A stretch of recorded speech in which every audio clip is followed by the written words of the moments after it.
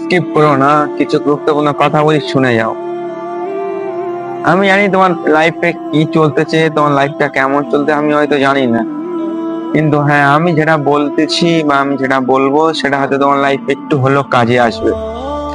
প্রথম কথা হলো এটা যে তুমি লাইফে অনেক কিছু ফিল করেছো, অনেক বাধা বিপত্তি তুমি সম্মুখীন হয়েছো, কিন্তু তোমার লাইফে ভালো কিছু হবে ইনশাল্লাহ। ভালো কিছু আল্লাহ তোমার লাইফে রেখেছে, কিন্তু হ্যাঁ, তোমাকে পরিশ্রম করতে হবে। আর সবথেকে বড় কথা হলো, মেয়ে মানুষ থেকে তোমার দূরে দূরে থাকতে হবে। কারণ মেয়ে মানুষ এমন একটা মানুষ যে একটা ছেলের লাইফ নষ্ট করে দিতে পারে, আবার একটা ছেলের লাইফ করা সুন্দরভাবে গুছিয়ে দিতে পারে। তার জন্য তোমার একটা জিনিস লাগবে, সেটা হলো টাকা। টাকা যদি তোমার থাকে তাহলে একটা মেয়ে তোমার লাইফটাকে গুছিয়ে দেবে সুন্দর করে। টাকা যদি তোমার না থাকে, একটা মেয়ে তোমার লাইফটাকে সুন্দর করে ভেঙে চুরমার করে দেবে। কোনো টেনশন নিও না। তাই বলতেছি ভাই, প্রেম প্রীতি ভালোবাসা ছাড়ো।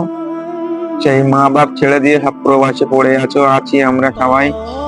আমাদের একটা চিন্তা, একটাই আমাদের ফোকাস, সেটা হলো পয়সা কামাতে হবে। পয়সাটা মেন উদ্দেশ্য আমাদের লাইফ। আর এই পয়সাটা কামাতে গেলে প্রথম প্রথম আমাদের যে কাজটা করতে হবে সেটা হলো আমাদেরকে ভাই মেয়েদের পিছন ছাড়তে হবে, মেয়েদের থেকে দূরে দূরে থাকতে হবে। ভাই মেয়েদেরকে পুরো তুমি 6টা মাসের জন্য তোমার লাইফ থেকে ভুলিয়ে দাও।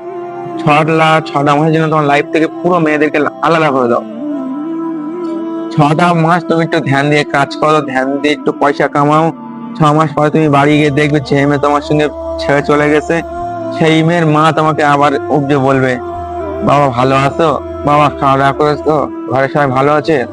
এটাই হচ্ছে মেয়েদের মূল উদ্দেশ্য। যখন তোমার থাকবে না টাকা, তখন তোমাকে সবাই ছেড়ে দেবে।